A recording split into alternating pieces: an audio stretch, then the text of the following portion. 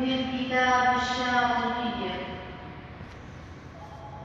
أعوذ بالله من الشيطان الرجيم.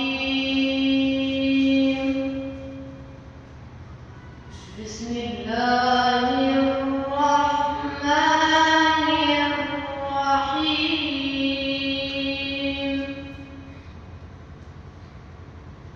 الله نزل أحسن الحديث كتابا متشابها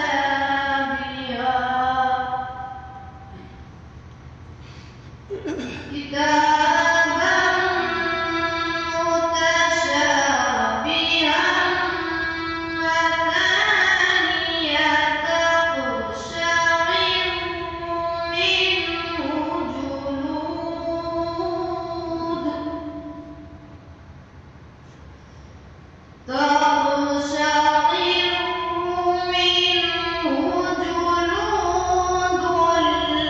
الذين يخشون ربهم ثم تلين جلودهم وقلوبهم إلى ذكر الله.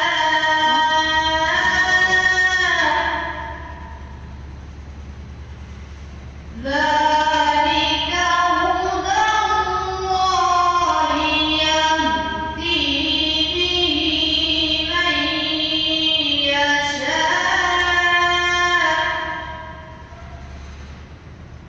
ومن يضلل الله فما له من هاد.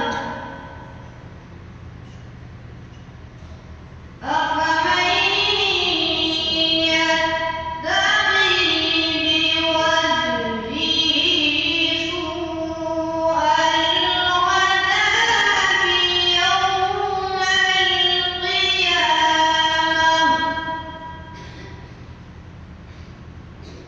وقيل للظالمين ذوقوا ما كنتم تكسبون. كذب الذين من قبلهم فأتاهم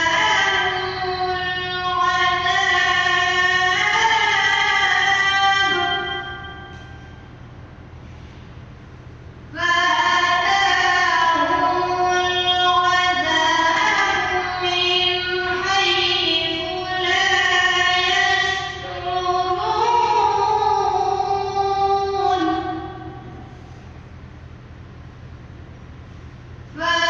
فأذاقهم الله الخزي في الحياة الدنيا ولعذاب الآخرة أكبر